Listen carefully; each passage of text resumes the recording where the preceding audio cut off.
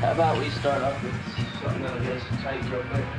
Boom, boom, ba-dum, boom, boom, or boom, da-dum, boom, da-dum, boom, boom. How about? I don't know that. It's so hard to get on drums. Let's get the momentum going and then we can try. So, we got two nice weeks concerning background vocals. Yeah, and improvising vocals, film the singers, you know, when you sing a verse, I sing a verse. We got like shit going. I guess I'll be loud enough, huh?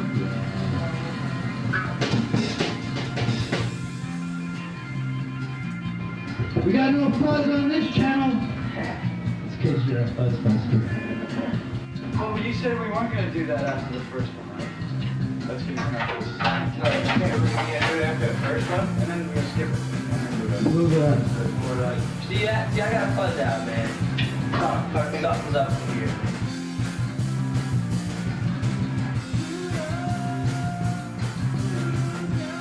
I'll do the same thing I did then.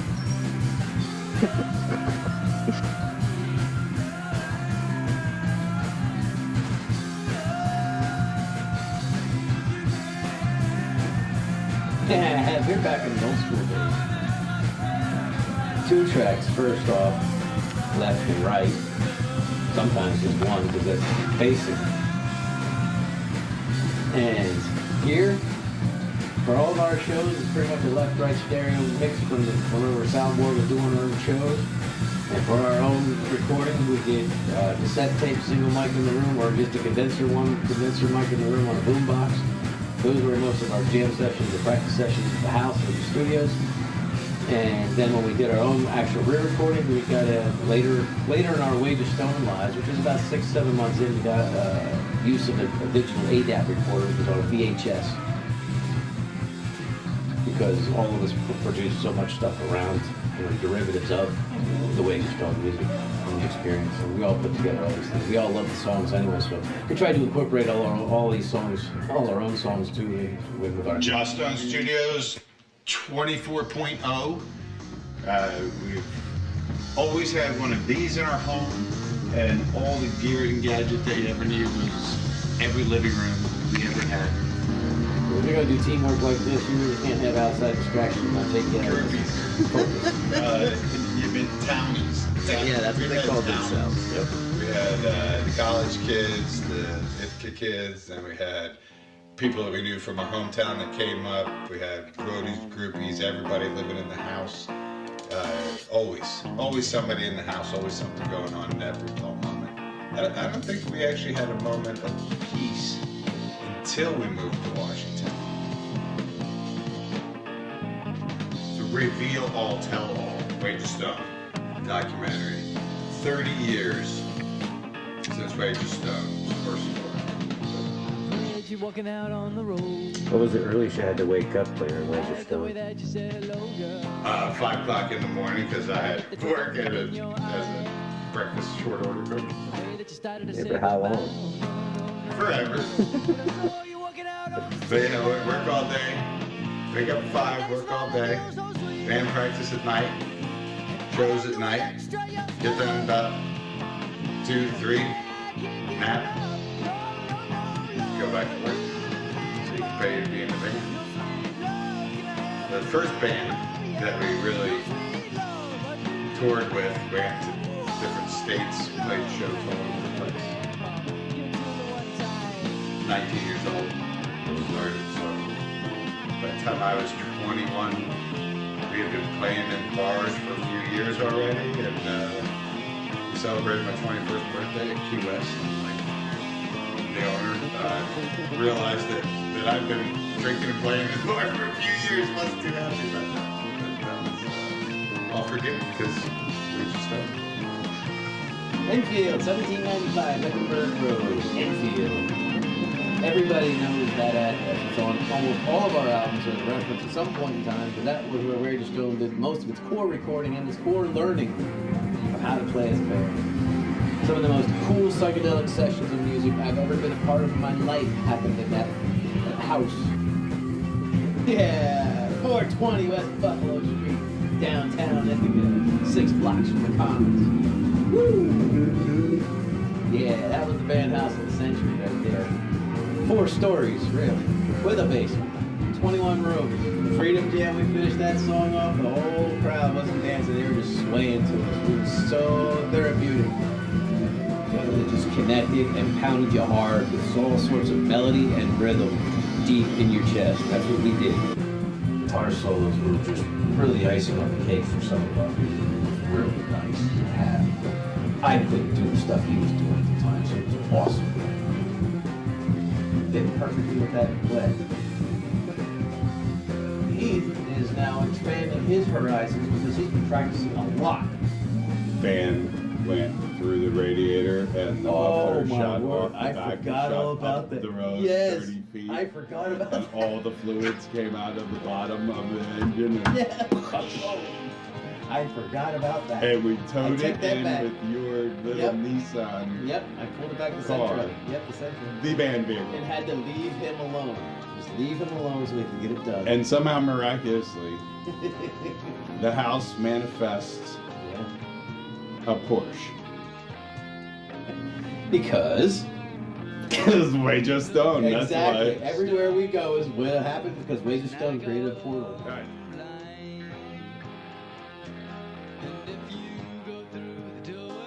We did a lot of cassette tapes, and to this day, those cassette tapes still exist. Joss Stone Productions. Oh, obviously a derivative of Wejah Stone. We were in Seattle. We were in the Northwest, where a big grunge scene was happening. We went on for probably 4 hours because we didn't have an opening act. So we went on and we were our own opening act. So we put on one show, took a break, and then we put on a different show. The lead guitar player, Ace, was going to hop on the drums and we're going to switch off and play a different style of music. Wow. God, that was a lot of fun. Which was near capacity for the bar. We were an out-of-state act. We had never been heard before in this place. They only had a little cassette tape from us that we gave them a month before.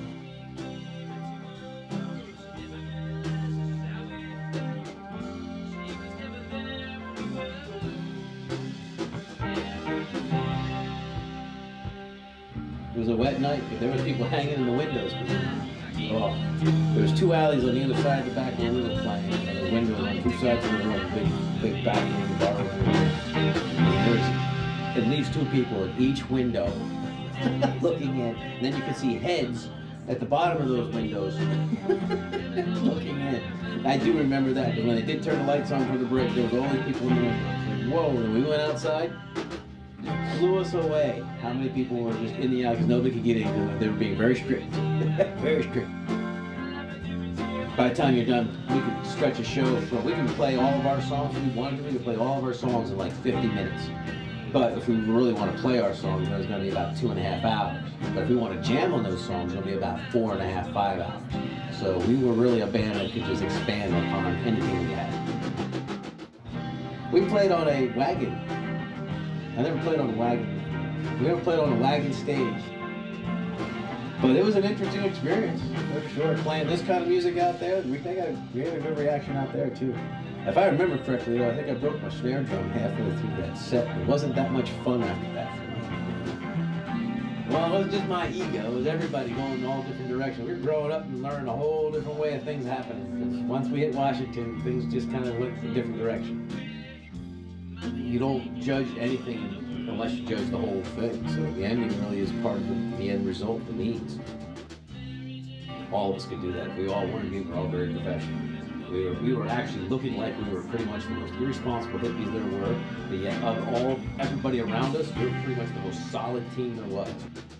And it showed because most of our shows had really good turnouts, really good dancing sessions. It was a lot of fun, a lot of energy in our shows. This is not about longevity. It's about in the moment stuff, man. Music was incredible. There's a whole plane of life out there. It's the consciousness of the world from steel to love, and to basically reach out to a new rhythm of life. Something that was more in tune with yourselves, ourselves, everybody, Earth. We were very much a Mother Nature kind of band.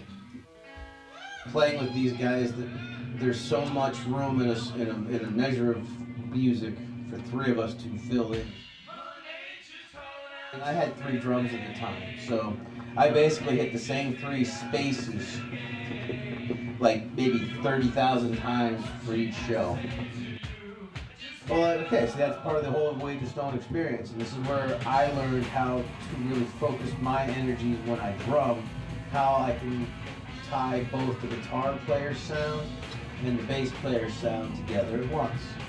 And the drummer being able to integrate both styles and both ways to play the same thing helps to melt the whole music. And some of the greatest drummers have always been able to do this. We don't realize it because we are used to hearing it. We were phenomenal. All 3 of us were playing stuff way beyond our talent, skill level at the top. A few years we were playing together. We had a connection. I could close my eyes, he knew where I was going, I knew where he was going. Certainly the movements or mistakes we both made, both of us knew where each other were going. If we made that mistake, we were going this direction. We knew that. Man, Ace Coupe back, Wejah Stone, man, it was freaking cool. He had the longest dreads of most people around us, so everybody thought we were experienced. But man, once we got going, the energy we produced was awesome. The crowd, every crowd in front of us, every single crowd in front of us had at least 2 or 3 people that were like, man, you guys got energy, they're dancing. Just having the reputation you came back of what you're going to play, how you're going to play. Because yes, there's plenty of bands out there. There's thousands of bands playing at all times. As we speak, there's bands playing. Wejah Stone was one of this kind of song. It was one of those moments in time of like, wow, something happened. At the time, you know it's big. So his bass playing expanded a lot in the Enfield house with Ace playing. So his funk kind of slap bass started taking over a lot of our music, which was awesome because that was a whole different realm of energy for the drummer, which was myself. And then Ace was kind of really intrigued because we were still kind of playing in a blues structure where we had this funk going on, so it was kind of a new realm for him too. The results of the music, yes. I just think there was only a taste of what could have happened. I really thought there was a whole lot more coming. There was so much more direction we could have gone. There was so much more focus we had. And once we got more energy and more experience to what we were doing, I knew this was a touring band. We were all pretty damn strong personalities, and that's what you had to have. We were all leaders in our own right, so we had to have that too. There's only 3 of us, but we were damn good at what we did. So. Hi, I'm so glad to be here. I can't believe, oh my God. Wow. I don't know what to say, what to do. Well, I guess. Wejah Stone, you know? Wow. I am Cornholio. Respect the bunghole. I don't regret anything that happened with us. We self-promoted ourselves and we put out energy to people. No matter where we went, we changed people's lives. There's a lot of people that remember us because of our music. The Wejah Stone songs are still influential. They always will be. The basics of those songs and the style and talent that we had at that time is still, we all still have it. We've just expanded upon it to where we mastered those talents, we mastered those sounds. So the songs we play today are heavily influenced by what Wejah Stone was.